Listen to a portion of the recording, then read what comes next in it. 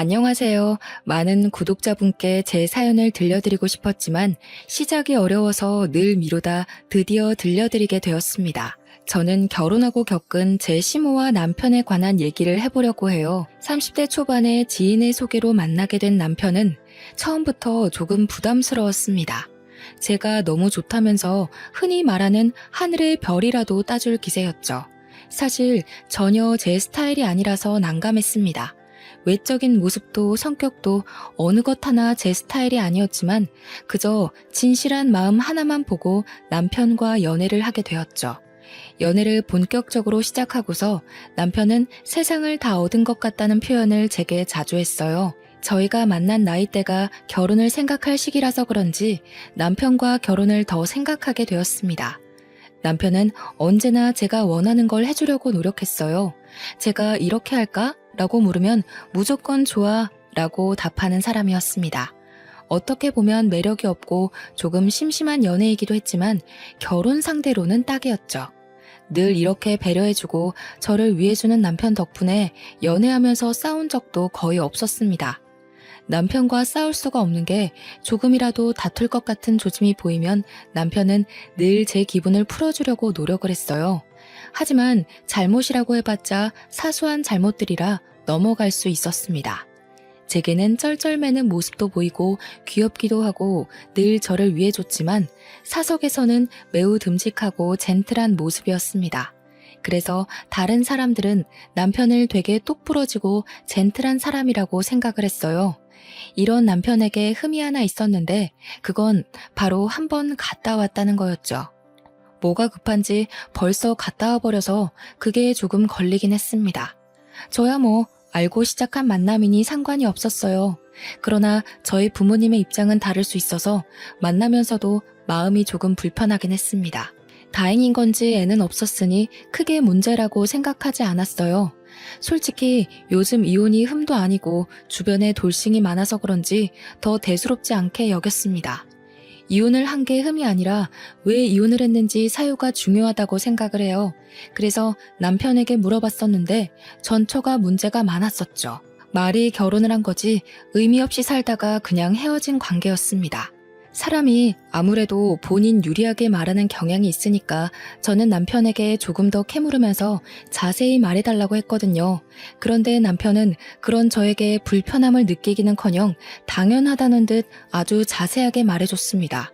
전처 욕하는 것처럼 비춰질까봐 조금 그렇긴 하지만 있는 그대로 말하면 서로 결혼을 해서 살아보니 너무 안 맞았어. 생활 방식부터 시작해서 다 안 맞았지. 그리고 엄마한테도 너무 막하고 애도 낳기 싫다 하고 모든 걸 본인 멋대로 하기 시작하더라고. 그렇게 하루도 빠짐없이 싸우다 결국 서로 합의하에 바로 헤어진 거야. 아, 그래? 결혼 전에 이세 얘기를 안 했어? 갑자기 결혼하고 애를 낳기 싫다고 한 거야? 응, 결혼하고 몸매 망가지고 아줌마 되는 게 싫다면서 애 낳기 싫다고 하길래 왜 그걸 혼자 결정하냐고 했더니 자기가 뭐 애 낳는 기계냐고 내가 애 낳아줘야 하냐고 그러더라고.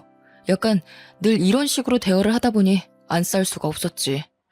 전처에 관한 얘기는 딱 한 번 물어보고 말았습니다. 솔직히 기억하고 싶지도 않을 텐데 계속 물어보는 건 예의가 아니라고 생각했어요.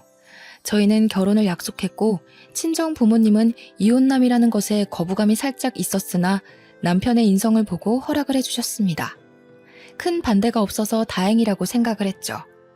예비시댁엔 시모와 형님만 계셨는데 형님은 이미 애를 둘이나 키우고 계셔서 정신이 없었어요.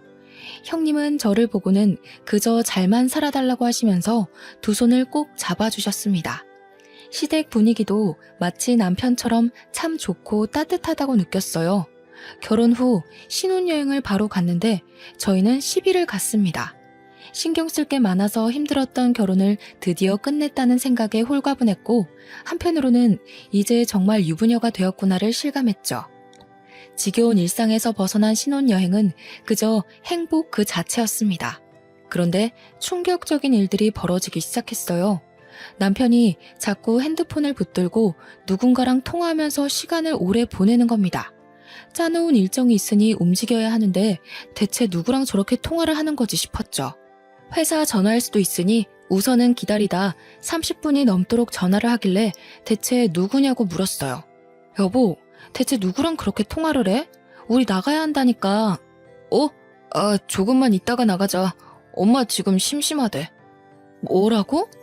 어머님이랑 통화하는 거야, 지금? 응, 왜? 엄마, 예지랑 통화할래? 그래, 바꿔줄게. 받아봐, 바꿔달래, 엄마가. 아, 네, 어머님. 그래, 나다. 신혼여행은 재밌니? 어때? 날씨는 좋고? 밥은 먹었어? 네? 아, 네네. 날씨도 좋고 밥도 잘 먹었어요. 어머님은 식사하셨어요? 아니, 안 먹었다. 아들 장가 보내고 나니까 허전해서 그런가 입맛도 없고 기분도 내내 울적하네. 아유, 어머님, 저희가 자주 놀러 갈게요. 놀러 오는 거랑 같이 사는 거랑은 다르지. 준호나 다시 바꿔줘. 시모가 심심하다고 30분을 넘도록 통화한 남편은 그 이후에도 30분을 넘겨 결국 1시간을 넘도록 통화를 했습니다. 다른 것도 아니라 심심하다고 일정까지 미루고 통화만 붙들고 있는 게 상식적으로 맞나 싶었죠. 열이 잔뜩 받아 있는데 이제 와서 안 나가냐고 왜 누워있냐는 남편이었습니다. 싸우기 싫었는데 말이 곱게 나가지 않았고 저는 확 질러버렸어요. 여보, 우리 지금 신혼여행 온 거잖아. 일정도 다 미리 짜뒀고. 근데 어머님께서 심심하다고 1시간을 넘도록 통화만 하고 있는 걸 내가 어떻게 이해해야 해?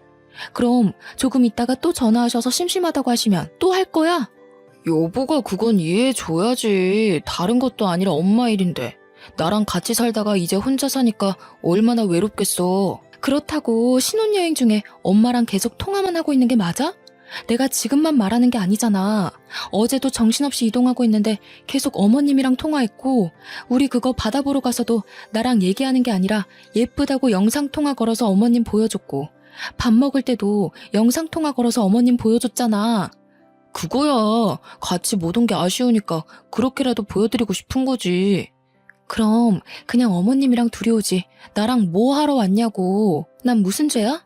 나도 내 돈 내고 내 시간 써가면서 온 신혼여행인데 왜 당신이랑 어머님 그 애틋함에 밀려서 아무것도 못하고 내내 눈치만 보고 있어야 하는데?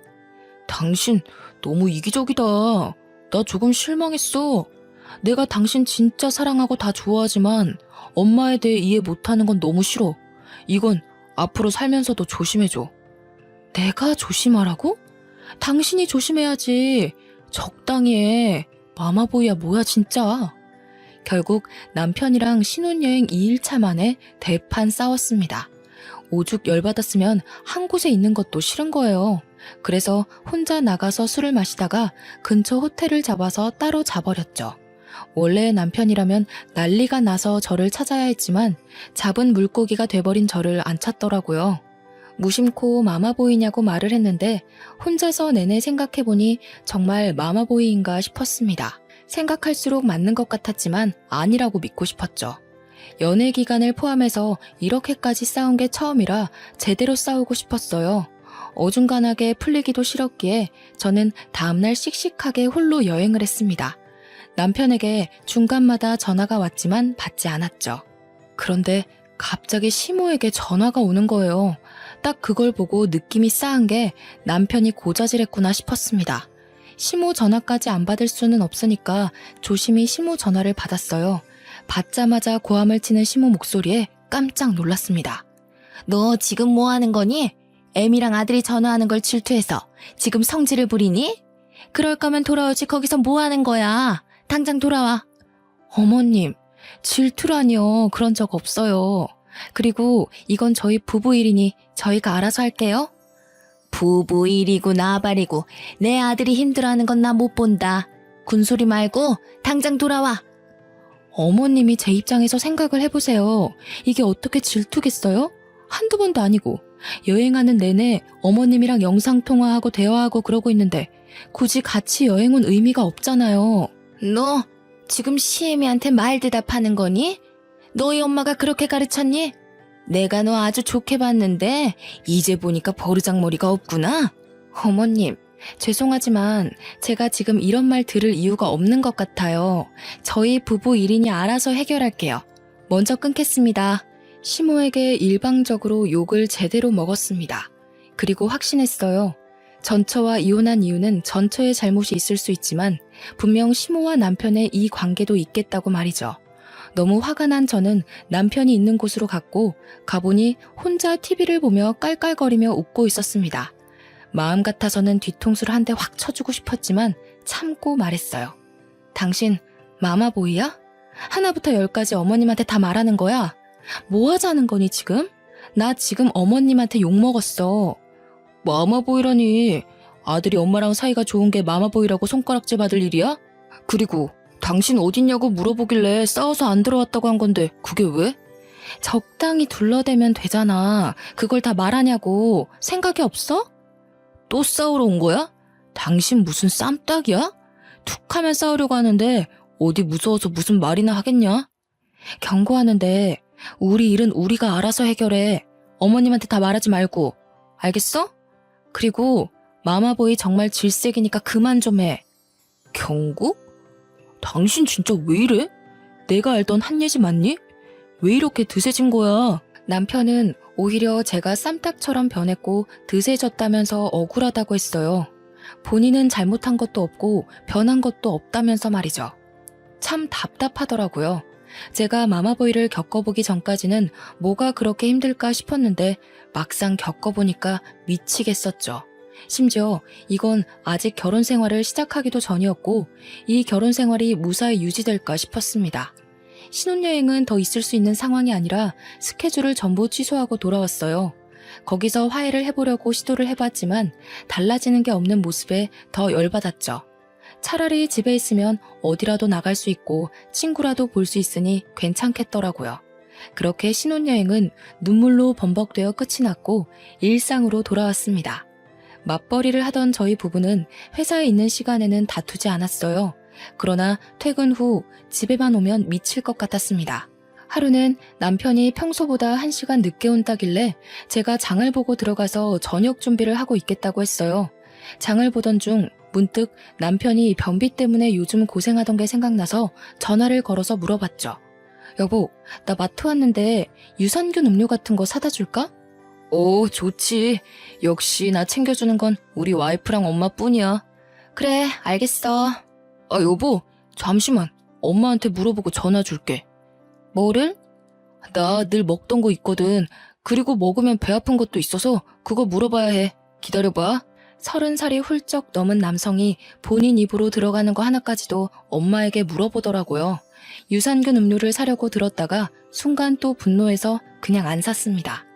한참 후에 전화가 왔는데 본인이 늘 먹던 거는 이거고 먹으면 배 아프던 건 이거니까 피해서 사야 한다면서 알아두라고 하더군요. 너무 기분이 안 좋아서 말해준 음료가 매장에 없어서 안 사간다고 보내고 말았습니다.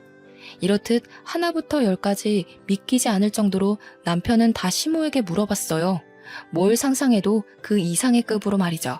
제가 진짜 제일 황당하고 웃겼던 건 남편이랑 쇼핑을 하러 갔는데 본인이 신발 2개 중 뭘 살지를 한참 망설이는 겁니다. 물론 그럴 수 있죠. 그래서 제가 말을 했어요. 여보, 평소 옷 입는 스타일에는 왼쪽 게 더 좋을 것 같은데? 오른쪽 거는 매일 신기에는 조금 부담스럽잖아. 나도 그렇게 생각은 하는데 뭔가 오른쪽 운동화처럼 포인트가 될 것 같은 운동화는 없어서 이번 기회에 사볼까 했지.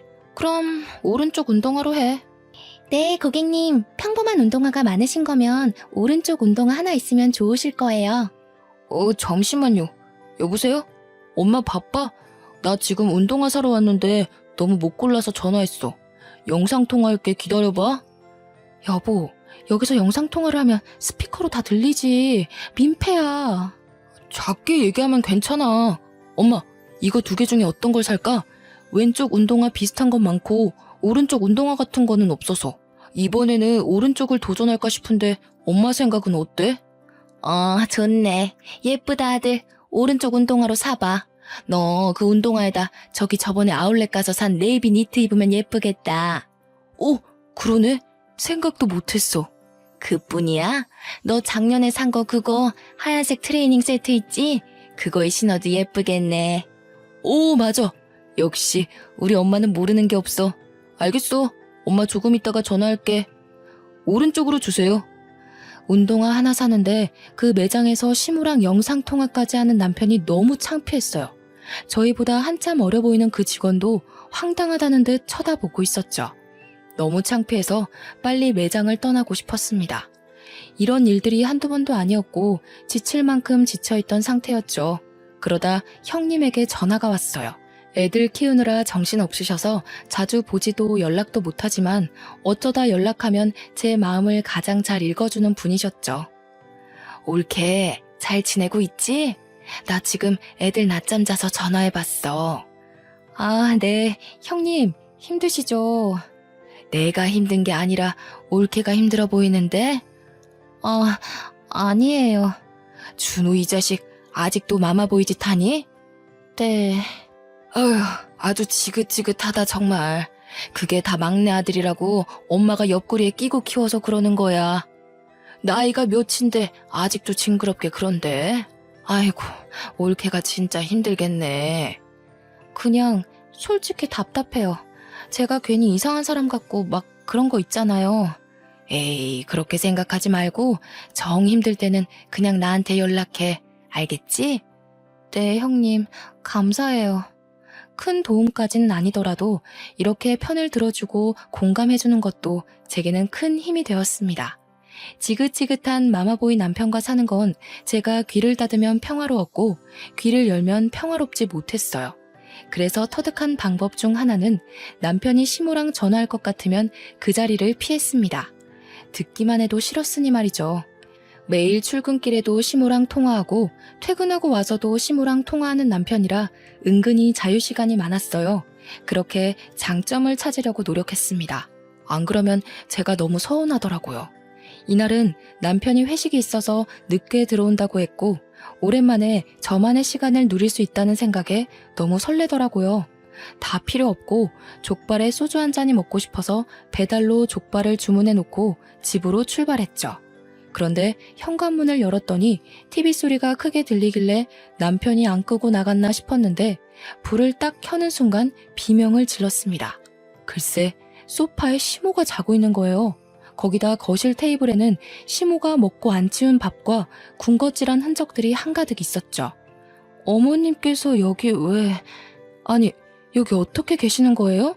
연락도 없이 오셨어요? 내가 내 아들 집에 오는데 네 허락받고 와야 되냐? 아니, 여길 어떻게 들어오셨냐고요? 뭘 어떻게 들어와? 비밀번호 치고 들어왔지. 예, 내가 와서 세탁기도 돌리고 건조기도 돌렸어. 이제 여기 있는 빨래는 네가 개기만 하면 끝이야. 고맙지? 이런 시애미가 어딨어. 아, 근데 너 속옷 좀 바꿔야겠더라. 젊은 애가 속옷이 왜 이렇게 심심하니? 너 그렇게 심심한 속옷만 입으면 남자들 금방 실증나서 바람핀다. 어머님, 그런 걸 왜 하세요? 제 속옷은 또 왜 보세요? 내가 보려고 봤니? 빨래하다 보니 보인 거지. 아무튼 새겨들어라. 속옷 그렇게 심심한 것만 입으면 남편 바람난다. 시모는 놀라지도 않고 뻔뻔하게 저렇게 말했는데 너무 화가 났어요.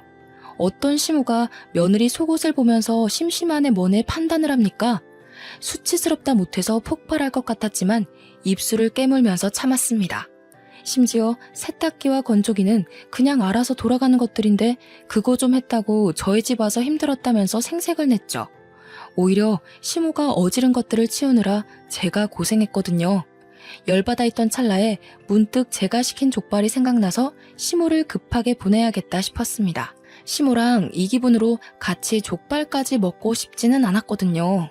어머님, 오늘 이 사람 회식이라 늦게 오거든요. 어머님도 더 늦기 전에 집 가는 게 좋을 것 같아요.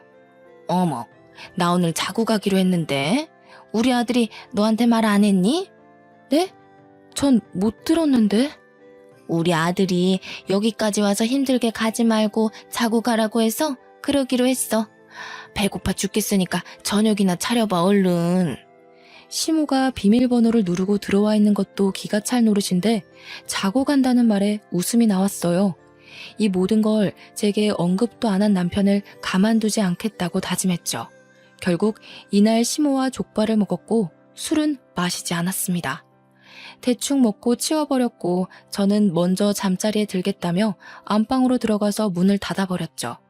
살면서 이렇게 과하게 스트레스를 받았던 적이 있나 싶을 정도로 힘들었어요. 심지어는 스트레스가 과해서 두통이 생겼습니다. 안 그래도 잔뜩 열이 받아 있었는데 과음한 남편은 노래를 부르면서 온 집안에 불을 다 켜고 저랑 시무를 부르며 난리를 쳤죠. 그 장단에 맞춰 같이 노래를 부르는 시무를 말리고 또 말렸지만 이들은 멈추질 않았습니다. 그 새벽에 그렇게 시끄럽게 노래를 부르면 당연히 아래층에서 올라오겠죠. 아니나 다를까 이웃의 신고로 경찰까지 왔어요. 이게 다른 집에서는 싸우는 소리로 들렸다고 합니다. 고개 숙여 정말 죄송하다고 말씀드리고 남편을 끌고 안방으로 와서 바닥에 내팽겨 쳤어요. 시모를 보내고 주말 아침부터 대판 싸웠어요. 당신 나랑 결혼 왜 했어? 어? 그걸 갑자기 왜 물어봐? 진심으로 궁금해서 물어보는 거야. 내가 당신 엄청 사랑하잖아. 그러니까 결혼했지. 그걸 왜 물어봐 갑자기. 넌 사랑하는 사람을 이렇게 고통스럽게 해? 어머님께서 오시면 오신다고 나한테 말을 했어야지. 여기가 당신 혼자 사는 집이야? 반대로 생각해봐. 퇴근하고 왔는데 우리 엄마가 소파에 누워있어. 그럼 얼마나 황당하겠어? 그건 엄마가 보고 싶다고 온다고 하셨는데 내가 회식이라서 못 본다고. 그럼 그냥 주무시고 계시라고 한 거지. 제발 무슨 말 좀 하면 들어. 핑계 좀 대지 말고. 그 핑계도 지긋지긋하다고. 알아? 있잖아. 나 이렇게는 못 살겠어. 이러다 내가 죽을 것 같다고. 매일 싸우는 것도 지겹고 숨 막혀 죽을 것 같아. 우리 이 결혼 다시 생각해보자. 뭐라고? 여보, 그게 무슨 소리야. 설마 나랑 이혼하겠다고? 말 그대로야. 절이 싫으면 중이 떠나야지. 남편과 대화를 했고 전 결국 부부관계를 유지하는 게 맞는지에 대해서 진지하게 생각하기로 했어요. 이 사연에 다 담지 못할 만큼 날마다 힘들었습니다. 오죽하면 규칙적으로 하던 생리가 불규칙적으로 밀리게 되었죠.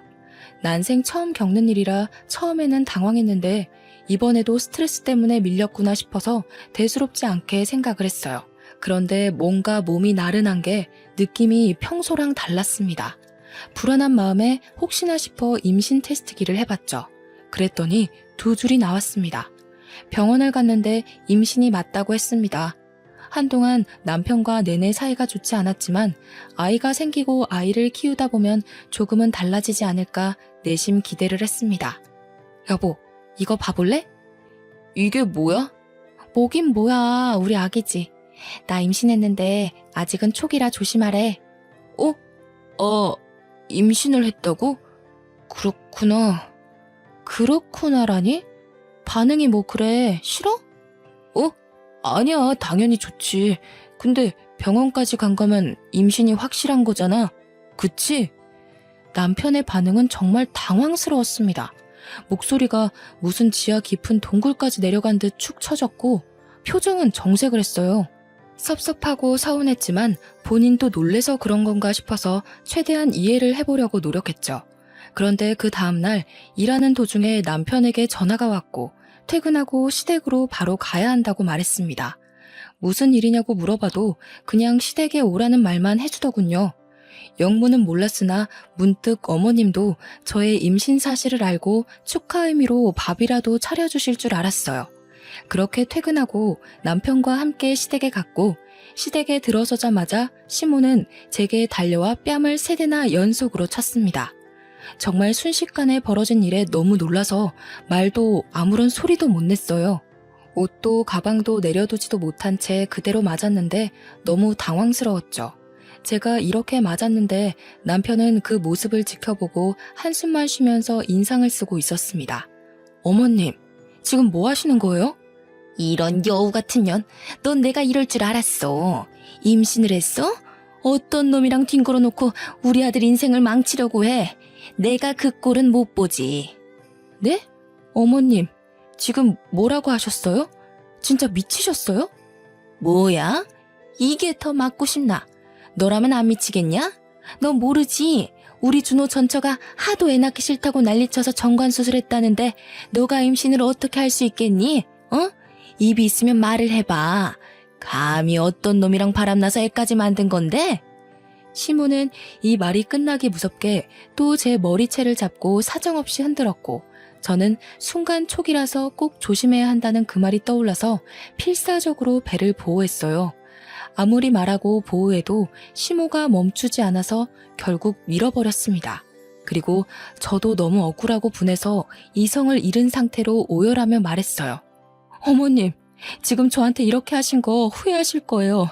제가 바람이 나긴 누구랑 나요. 저는 단 한 번도 다른 남자랑 자본 적 없고 당연히 이 아이는 준호 씨 아이라고요. 앞뒤 상황 파악도 안 하고 막무가내로 불륜녀로 몰아서 임신한 며느리를 폭행하는 게 맞으세요? 당신도 지금 내 말 못 믿는 거야.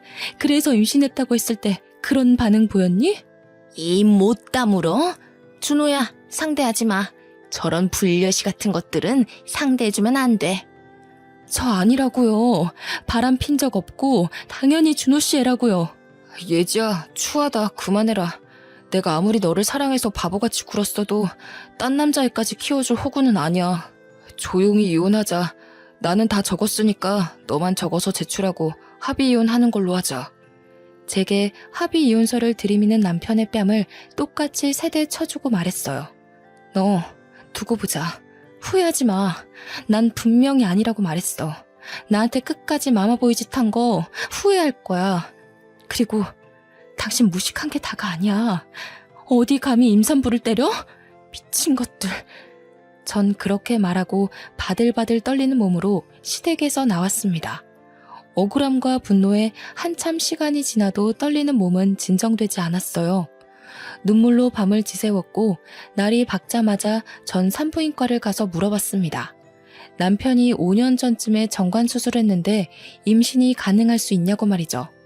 저 선생님, 저희 남편이 5년 전쯤에 정관수술을 했는데 자연 임신이 가능한가요? 혹시 이런 사례도 있나요? 네, 그럼요. 물론 희박하지만 충분히 가능해요. 정관 수술하는 것 자체가 더는 아이를 낳지 않으려고 하시는 부부들이 택하는 건데 그 와중에 임신이 돼버려서 어쩔 수 없이 낳는 경우 꽤 있거든요.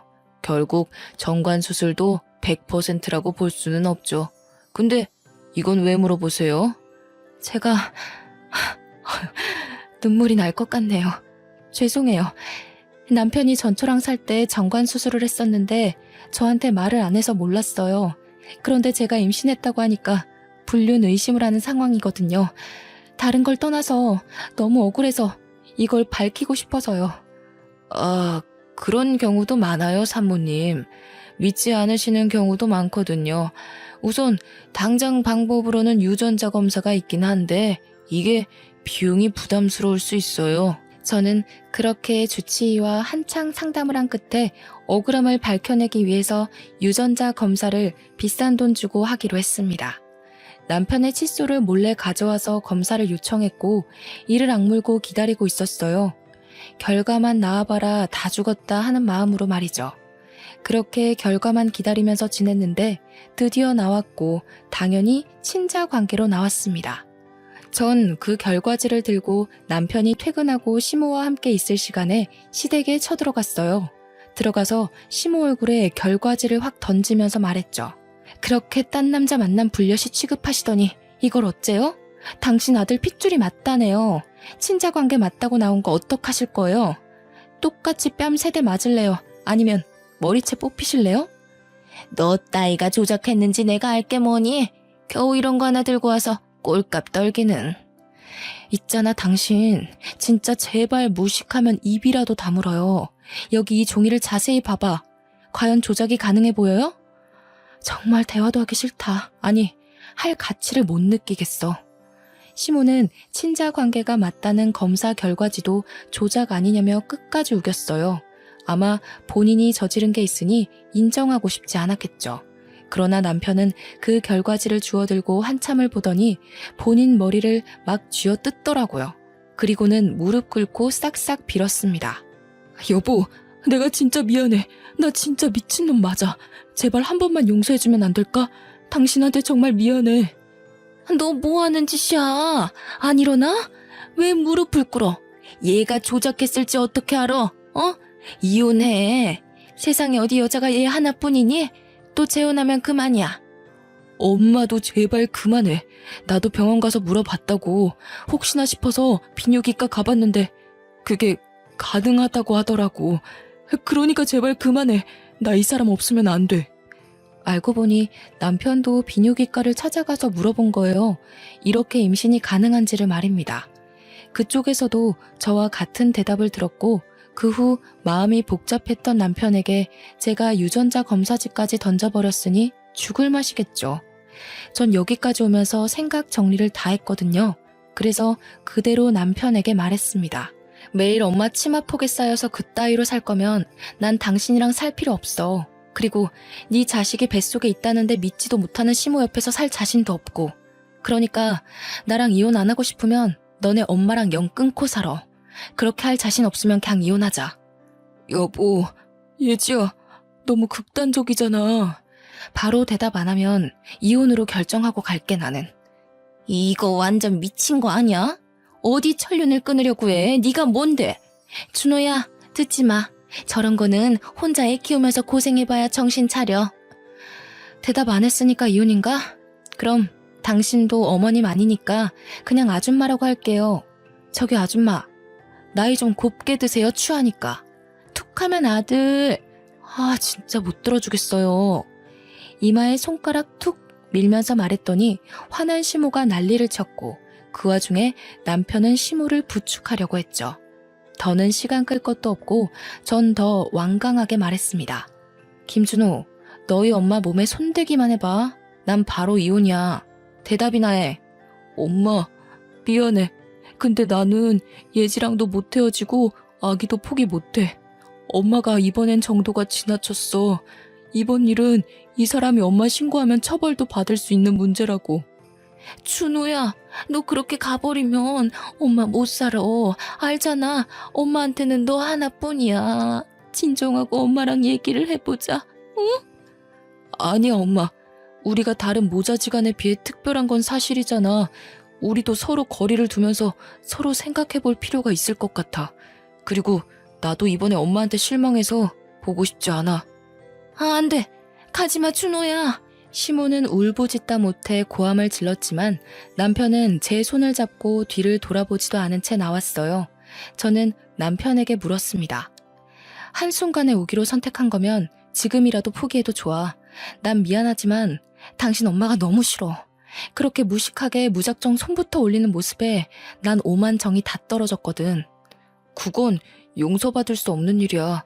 내가 제일 잘 알지. 지켜봤으니까. 심지어 말리지도 않았던 나도 방관자고 잘못이야. 정말 미안해 여보. 미안하다는 말밖에 할 말이 없네. 제발 싸우지 말고 잘 살아보자. 그러려고 결혼했던 거잖아. 나 신혼여행 때부터 지금까지 제대로 웃어본 적이 없어. 맞아.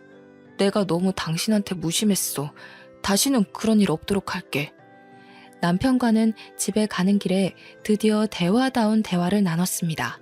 이 대화가 제 마음을 많이 녹였어요. 그리고 놀랍겠지만 저게 시모와는 정말 마지막이었습니다.